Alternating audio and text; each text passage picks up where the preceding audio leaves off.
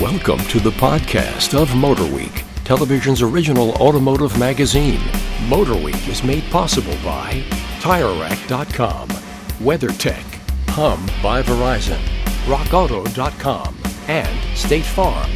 Here's your MotorWeek podcast host, John Davis. And thank you, Alec Webb. Welcome, everyone, to MotorWeek podcast number 184. And we are in Studio C at MotorWeek headquarters in Owings Mills, Maryland. And around our oddly shaped table sits the following: our over-the-edge reporter and producer, Zach Maskell. Hello. Our road test producer, Ben Davis. Hey, guys. Our online content coordinator, Greg Carlos. Hey.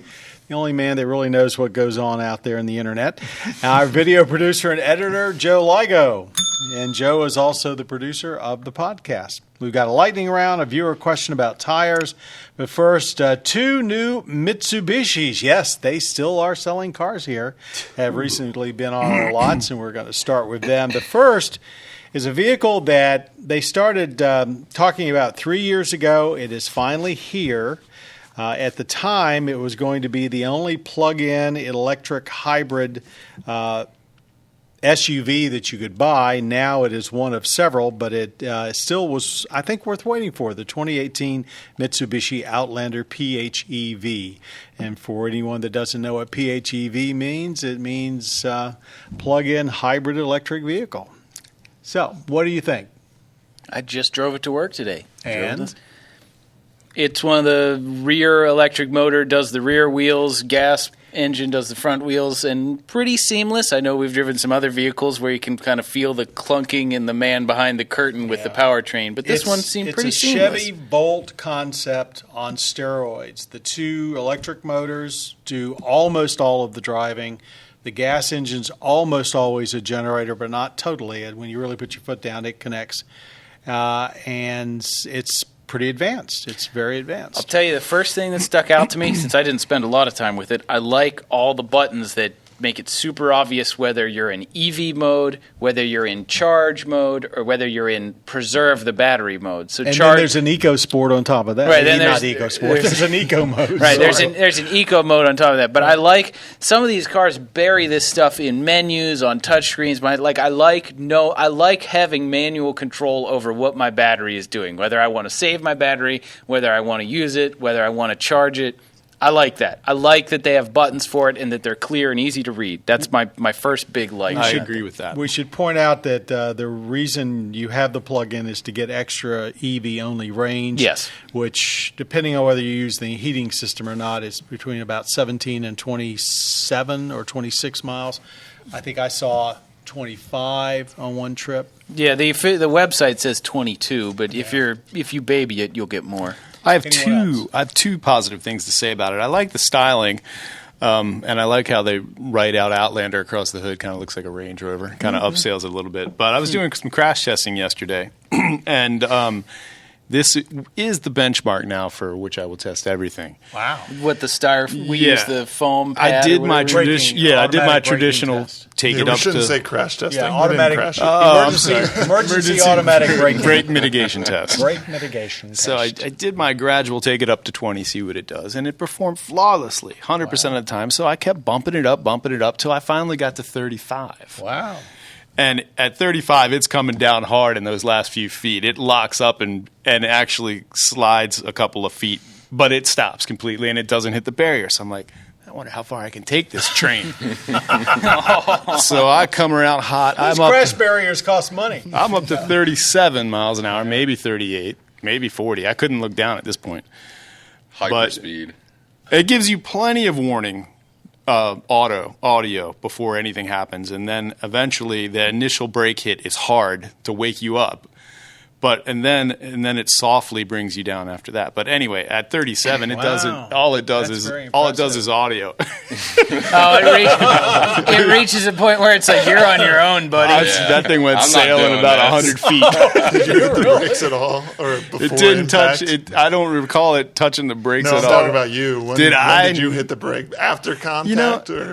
My reflex to that is gone. The first couple times hitting that thing, like, I don't want to do it. But now it doesn't even. So it didn't slow you down at all. It didn't try at all. No. Now was this because did you stop turn the ignition off and on No. before? Maybe it You were just just said- doing it. Yeah, I did it. This is 'Cause probably about my sometimes- 20th Yeah, and we do have to remember that consecutive sometimes times. this happens when you guys are doing that. And it thinks it thinks there's a malfunction and it stops Subaru's working notorious for altogether. that, but it'll Yes. at least tell you that eyesight is After turned 3 or off. 4 times, it turns itself Yeah. off. We had to take in our CRV or the Odyssey because we did it so many times, Right. which really wasn't so many times, but It's maybe like 5 some- times. yeah. And we had to get the dealer to turn it off or to turn it back on because they thought there was a fault with the system. I like the way this one worked. It didn't show any signs of But do one we that have ever footage? stopped.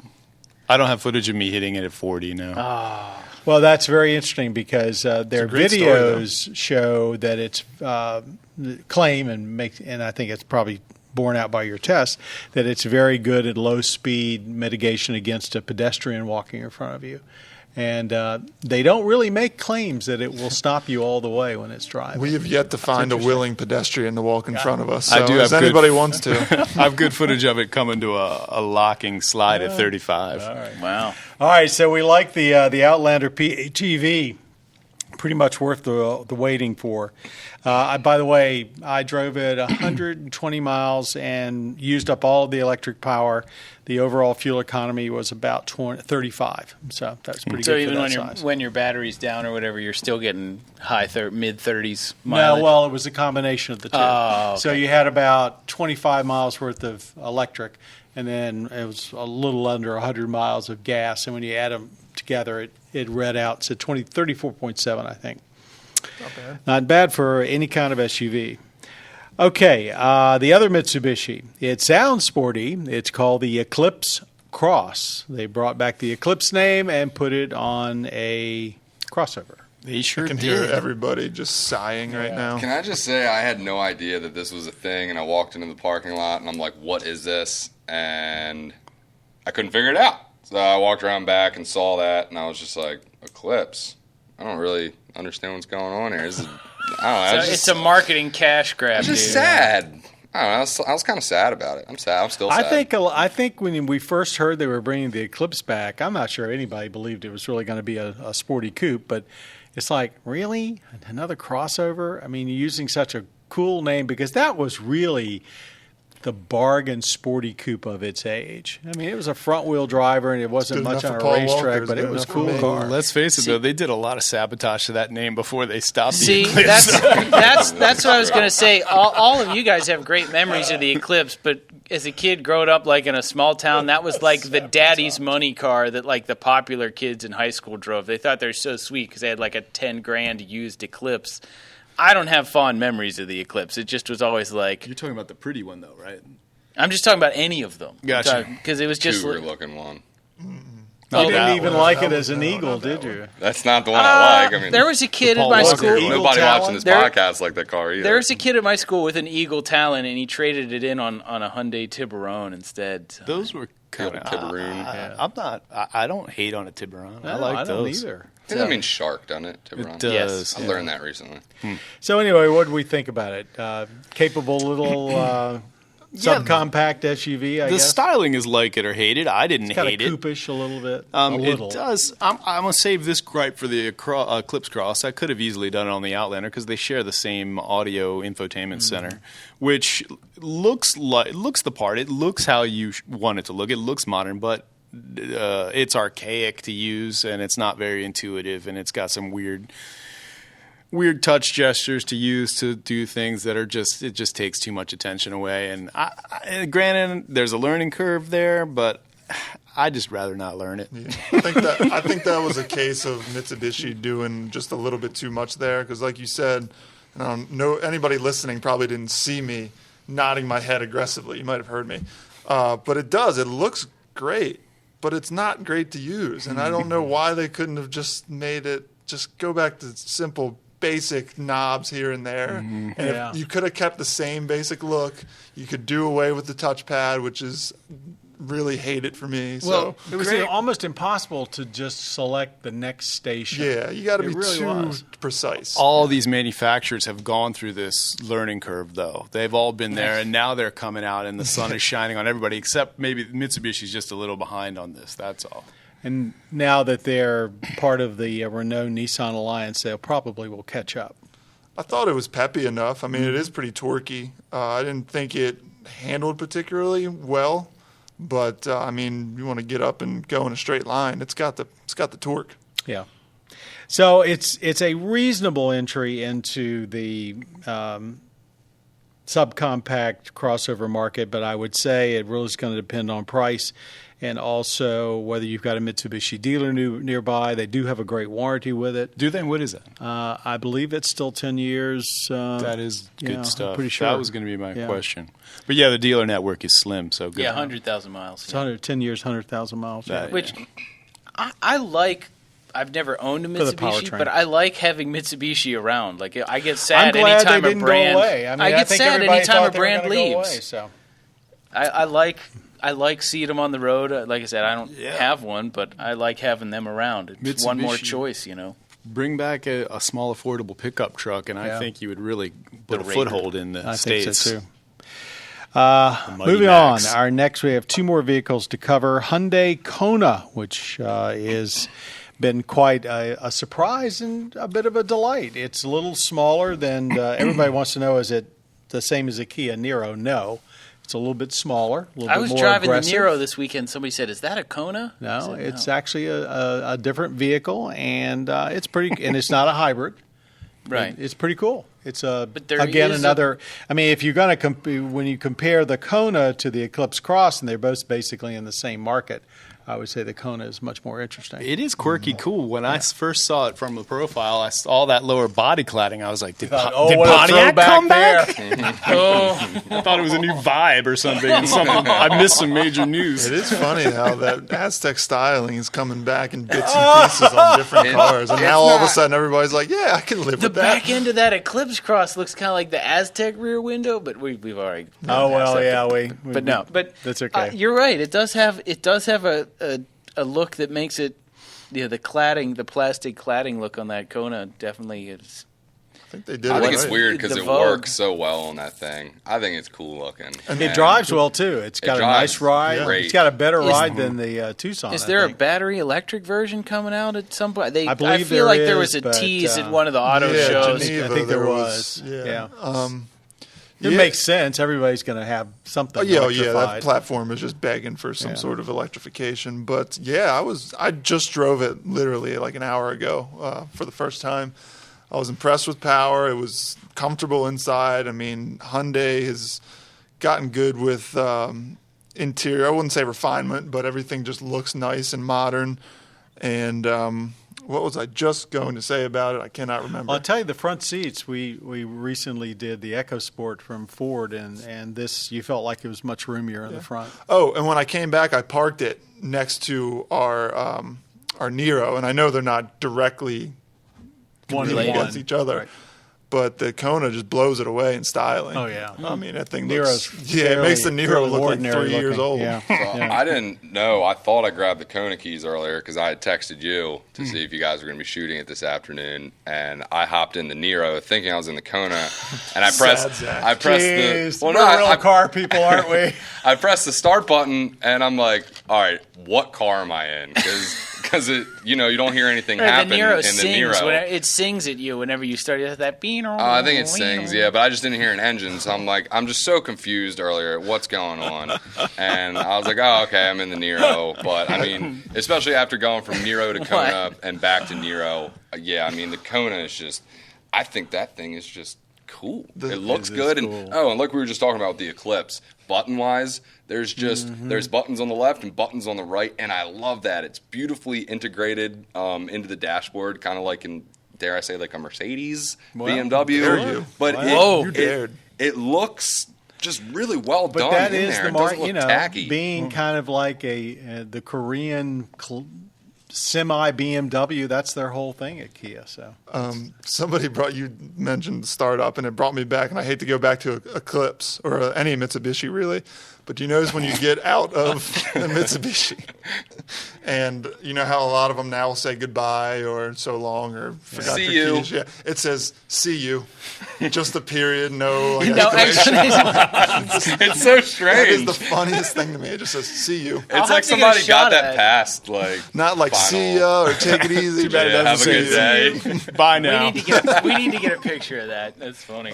Oh, one more thing I need to go on the record. The wheels look Pontiac too. I'm going to do a little research and see if the designer of this vehicle had anything to do with Pontiac in the past. Well, speaking of performance brands, the last vehicle we're going to talk about today is the 2018 Dodge Challenger GT all-wheel drive. We didn't spend a lot of time with it, but it's another iteration of what has proven to be a very venerable rear-drive chassis. I would like to go on record to say that I predicted this car 5 years before it happened. Attaboy. It was right around the time they were about to do a refresh on the Challenger. Yeah. And I was talking to some friends, like, hey, it's based on that Charger 300 platform. They've got all-wheel drive. I'm sure, like, bada bing, bada boom, you don't spend a lot of development dollars on it. You have an all-wheel drive Challenger. And then the day that they announced it, which was like 3 years ago now, I was right. I predicted Give Joe it. a hand, Pixar everybody. didn't Get happen, him a Joe. ball cap. Here, have a bottle of water. It's used. So anyway, But so that's, That's good. that's my always good. self-aggrandizement. The interesting thing about this is that now that Chrysler is sort of hinting that the Chrysler 300 might disappear, they still need this chassis, so probably they're going to upgrade this chassis and keep it around for quite a while. So I was thinking, now the other half of my prediction is that they would take the Hemi hybrid out of that terrible Chrysler Aspen and put that in a Challenger, and that never happened. So You're 50. You're I'm one for two. so. All right. Driving it, it's V6, but it's still at 300 horsepower. It wasn't bad at all. The only thing missing really is the sound. The power's there. I mean, it's what you want. But yeah, if you're Doesn't coming out sound of a like a V8 or you know Challenger. what a V8 sounds like, So you're a gonna trick miss it. exhaust away from making it work. Yeah, which I thought was kind of interesting because you could get a Camaro RS 6-cylinder that sounds really, really nice, raspy. And this thing it's like they made no attempt to make it sound good, which maybe that's just part of their strategy. I'm not sure why, because it's a Challenger, but whatever. Maybe there's some option to make it sound better. I don't know. I know It that does have but it's weird because it also has an exact quote, a super track pack button, which you just have to push because it says super track pack. But why wouldn't that have some sort of tie-in with Sounds, exhaust baffles it or should. something? good point. Good point. That thing is just begging for a snowy parking lot, though. Like, that's all I want with that car. is Those just- buttons felt a bit gimmicky to me. I'm not Oh, gonna absolutely. lie, to Yeah. pair with the V6. and- Super track pack, you mean? Super track pack. I mean, pulling, I parallel parked one time, pulled out, put it in reverse. I'm sitting there like waiting. I hit the gas and it like peels wheels, I think, in the rear. And I'm like, hold on, which car am I in again? And It seems like a frequent problem with you, not knowing what car it is. What are you thinking no, about but so hard? but Do this you pay time, attention? no, this time I knew what I was in. I'm just saying just wasn't sure why it was doing what it did. And then You're like, what? it took a little bit more time than I wanted it to think about taking off or not. So That's what we were talking about. Does earlier. feel heavy. Carry over. Electronics. It does feel big and heavy, but all Challengers feel All right, big and heavy. 2018 Dodge Challenger GT all-wheel drive. It's about $34,000 to start, and actually, when you compare it to the typical SUV out there today, it's a pretty good buy. Lightning round. All right, this one is we have 30 seconds to weigh in on a trending topic, each one of us. I will tell you before I mention what the topic is, this one that plays to different ages. I'm can't wait to hear what this table says versus what I say. buddy. Many of the MotorWeek test cars come with a free trial of Sirius XM satellite radio, which we all enjoy. However, Sirius XM costs around $10 a month. There's many competing forms of in-car entertainment. How many of our staffers pay for satellite radio in their own vehicle or would be willing to? You guys go first. So everybody here at this table loves music. We all love Right. different types of music. We love some of the same music. We are into it, man. And when you I get like in music one of as the a friend. vehicles, you'll find a wide array of Yes. stations selected. And sometimes it's fun because you know who was just driving the Right. car ahead of you. That is the best part about Sirius XM.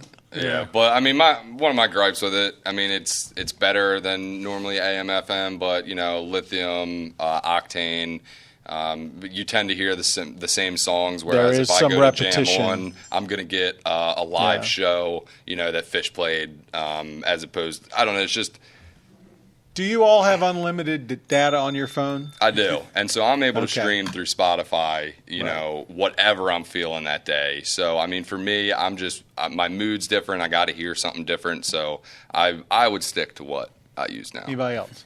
I would. It's worth $10 a month. I can't imagine ever being in my own vehicle that long, but if I were to have to drive my own vehicle every day, for sure. Greg? Yeah, a couple years ago, I would have made the argument, absolutely, you should get Sirius XM. And if I had a car capable of getting it, I would get it. But, you bring up a good point with things like Spotify now and all these other streaming services. Honestly, I think if you're down with a specific service, then just go with that, because I have heard, and I'm not an audiophile, but there are a lot of complaints that Sirius compresses music so much that it sounds really bad. I can't really pick up on that, but apparently if you are an audiophile, maybe it's better to stream. Even though that's not the best, it's better than satellite from what I hear. Joe, anything for you? I think Sirius needs to reorient themselves as a music streaming company and not a satellite radio company, just in terms of marketing. I'm not saying they need to change their infrastructure. Well, they actually do that. I know they have an app, and I know they have stuff for computers. And all that, but and it costs extra. You say Sirius, and the first thing people think of is cars. They need to find a way to reorient just their branding so that people will see them as a Spotify competitor, an iTunes competitor, that sort of thing. I like their stations. I like the music. I like not having to pick the music and somebody picks it for me. But I think it's a branding thing more than an actual sound quality thing. Right, now the old man's going to speak. I have been, before Sirius and XM got together, I was an XM subscriber from the first month they were available in one of my personal cars. I have it in all of my personal cars. However, I do not pay full price every month. They do all kind of deals during the year, and you basically sit around waiting for them, and you leap on them, because when you've got 3 or 4 vehicles, you've got it in every vehicle, that can be really start adding up. I love it for long trips. You do, I think Greg or someone said some of the stations repeat, others don't, and you got to basically hone in on the ones that don't. I'm a jazz fan. Watercolors, which they're always kidding me that the radio's left on, they repeat pretty quickly, but over on their real jazz station, they almost never do. So I like the system. However, even I'm finding that I'm listening to things like Spotify and Pandora when I'm on the road because I've got unlimited data, and why wouldn't you use that? But I do like it. I wonder about all these satellite services and cable services on TV. What is their long-range game plan? Because people are getting away from it. I think it's just I think the music, the content is great. I think it's just they need to reorient I like the DJs. themselves. I mean, I must have said I enjoy the personalities. If you like that and sports, and you might be able to correct me, is there a different package that you have to pay for to get the sports, or is it all just $10 a month you get every channel? No, there are a number of different packages. If you pay for package. a year, there are a number. There's a couple of cut down packages. Some of them they don't even tell you about until you threaten to quit. Mm-hmm. But I think almost all of them have the majority of the sports channels. I'm not sure what all of them do, but I know I've cut down a couple levels. If you're just a general sports fan. It's got a lot of sports. It saves you from having to be a MLB subscriber, an NFL subscriber, an NBA subscriber. That way you can just have all your sports on Sirius XM. Yeah. That's it. That was a good lightning round. We do have a viewer question. This is from Carlo from Syracuse, New York. It used to be low-profile tires were found only on sporty cars because they provide better handling at the expense of a harsher ride. Nowadays, new sedans and even SUVs come with super low-profile tires. What gives? Has there been some development in tire and suspension design that makes this a sensible choice for non-sporty cars? Well, yeah. If they're coming from the factory that way, they've tuned the springs to help compensate and the shocks. But it's But mostly the real thing looks, is right? people just want big wheels. Style, yeah. Everybody wants big wheels, and That there's a push Navigator. for everybody wants to say their performance. 20-inch wheels and I there, think, I folks. think I'm not sure, but would it also have to do with lower rolling resistance since you have a shorter sidewall, making it stiffer?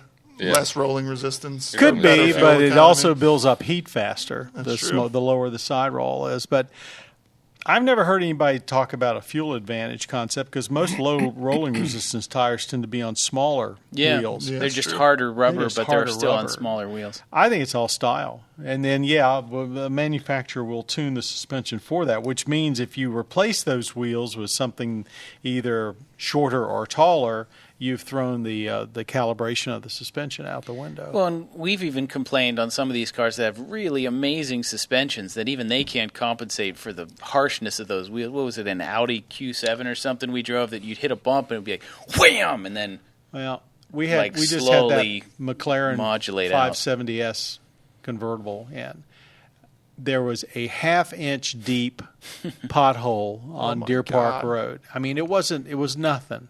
Most cars would go over and wouldn't feel it. That car had a great ride until you hit that pothole, and you thought your teeth were going to come out of your mouth.